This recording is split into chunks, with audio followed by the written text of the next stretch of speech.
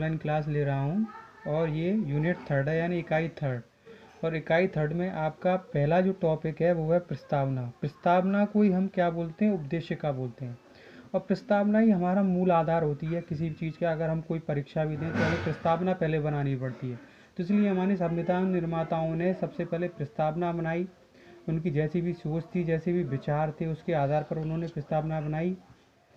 और प्रस्तावना के आधार पर ही इसका हम अर्थ निर्धारित करते हैं। अर्थ में क्या है कि प्रत्येक संविधान के प्रारंभ में सामान्यतया एक प्रस्तावना होती है।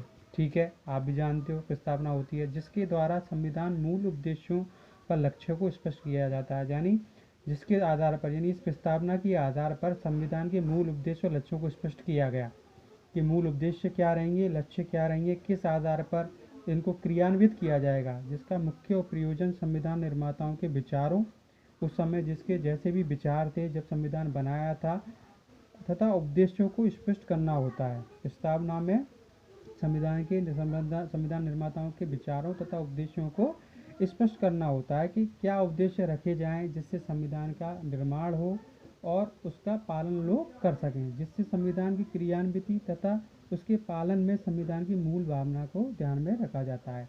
यानी उसके पालन में संविधान की भावना को, मूल भावना का ध्यान रखा जाता है। ठीक है स्टूडेंट, तो ये आगे है भारत के संविधान की प्रस्तावना। भारत की प्रजातंत्रीय गणराज्य, प्रजातंत्रीय गणराज्य इसलिए बोला जाता है क्योंकि यहाँ का जो राष्ट्रपति है वो अप्रत्यक्ष रूप से चुनकर आता है हम लोगों के द्वारा ही, तो इसलिए प्रजातंत्रीय गणराज्य बोला जाता है। का एक संक्षिप्त लेकिन संपूर्ण घोषणा पत्र है। संक्षिप्त है लेकिन ये संपूर्ण घोषणा पत्र, यानी ये संक्षिप्त है प्रस्तावना हमारी, लेकिन संक्षिप्त है लेकिन ये हमारे संविधान का मूल आधार है। तो ये संक्षिप्त, लेकिन इसका मूल आधार है हमारे संविधान का यही। इसी से हमारा संविधान स्पष्ट होता है। संविधान की जो भावनाएं, जो मूल उद्देश्य हैं वो स्पष्ट होते हैं। तो भारत के संविधान की प्रस्तावना भारत की प्रजातंत्रीय गणराज्य का एक संक्षिप्त लेकिन संपूर्ण घोषणा पत्र है। संविधान के गौरवपूर्ण मूल्यों को संविधान की प्रस्तावना में रखा गया है। ये तो हो गया स्टूडेंट इसका अर्थ हो गया हमारे किसका, प्रस्तावना का। अगर हम मूल उपदेशिका की बात करें, मूल प्रस्तावना की बात करें, तो देखो मूल उपदेशिका आप सभी लोग जानते हैं क्या है। तो मूल उपदेशिका है कि हम भारत के लोग यानी संविधान किसने बनाया, हम भारत के लोगों ने हमारे विचारों के आधार पर, जब विचारकों के विचार थे, लेकिन हम शब्द इसीलिए आता है कि संपूर्ण शक्ति भारत के लोगों के पास ही होती है, क्योंकि हमारे ही विधायक और हमारे सांसद ही संसद में जाते हैं।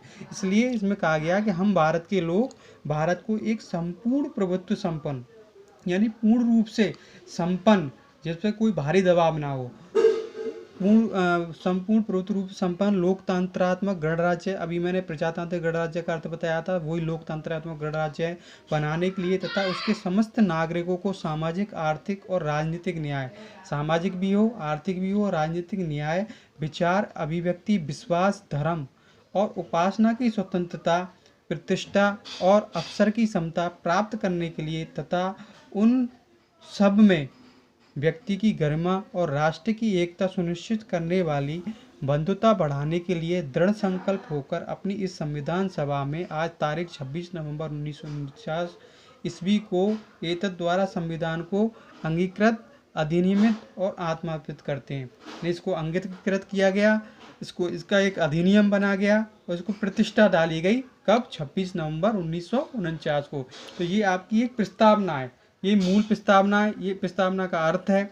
और अगर हम इसके मुख्य बिंदुओं की बात करें, जो मैंने आपको इसमें नहीं समझाया वो आगे मैं समझाता हूँ जो इसमें आए हुए हैं। तो संविधान की इस प्रस्तावना की ध्यानपूर्वक अध्ययन करने पर निम्नलिखित बिंदु हमारे सामने आते हैं। देखो, सबसे पहला आता है हमारा न्याय। संविधान में प्रत्येक नागरिक को न्याय दिलवाने की व्यवस्था की गई है। अब न्याय कौन कौन से हैं, सामाजिक न्याय है पहला, दूसरा है आर्थिक न्याय, तीसरा है राजनीतिक न्याय। सामाजिक न्याय, सभी लोग समाज में, सभी लोग समान हैं, किसी को भी समाज से अलग नहीं किया जा सकता, जाति धर्म के आधार पर सबको न्याय मिलेगा। आर्थिक न्याय, समान कार्य के लिए समान वेतन मिलता है, वो आर्थिक न्याय। राजनीतिक न्याय, वोट डालने का अधिकार सबको है, 18 वर्ष से ऊपर जो भी है उसको वोट डालने का अधिकार है, चाहे वो किसी भी जाति का है। तो ये आपके तीनों न्याय हो गए। अगर हम स्वतंत्रता की बात करें तो भारतीय समाज को सुचारू रूप से चलाने के लिए भारतीय संविधान में निम्नलिखित स्वतंत्रता है। देखिए, विचारों की स्वतंत्रता आपकी प्रस्तावना में आई है, विचारों की स्वतंत्रता होती है हमारे पास। विचारों की प्रेस की जो स्वतंत्रता है वो विचारों की स्वतंत्रता में ही आती है।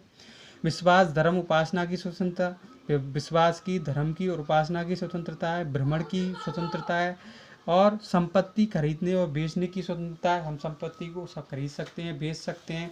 और संघ बनाने की भी हमारे पास स्वतंत्रता है। और भी कई स्वतंत्रता हैं, सभा करने की स्वतंत्रता, कहीं आने जाने की स्वतंत्रता।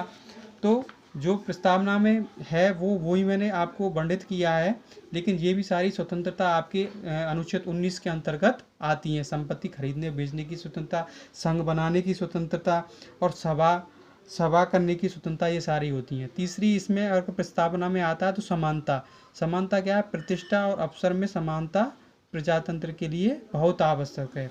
यानी प्रतिष्ठा और अवसर में समानता, यानी हमारा संविधान सभी नागरिकों को समान समझता है और धर्म, लिंग, जाति या जन्म स्थान के आधार पर कोई भेदभाव नहीं रखता। यानी सबको समान समझना, धर्म, जाति, लिंग के आधार पर कोई भेदभाव ना रखना, यही समानता का अर्थ है, प्रतिष्ठा और अवसर की समानता। चौथा आता है भ्रातृत्व की भाव, यानी सबको भाईचारे की भावना। भ्रातृत्व भाव यानी सबको भाईचारे, इसके अनुसार सभी व्यक्ति समान और भाई भाई हैं। जाति और धर्म के आधार पर अपने को एक दूसरे से अलग नहीं किया जाता, अलग नहीं समझा जाता। तो ठीक है स्टूडेंट, मैंने आपको प्रस्तावना का मैंने अर्थ बताया, जो कि आपको कहीं भी मिलेगा नहीं। प्रस्तावना का अर्थ बता के मैंने आपको इसकी उपदेशिका के बारे में बताया कि उपदेशिका क्या है, जो आपकी किताबों में यही लिखी गई है, ये नहीं है। ठीक है, इसके बाद मैंने आपको मुख्य बिंदु बताए, जो न्याय, स्वतंत्रता, समानता, भ्रातृत्व है। तो आशा करता हूँ कि आपकी सबकी समझ में आया होगा। धन्यवाद।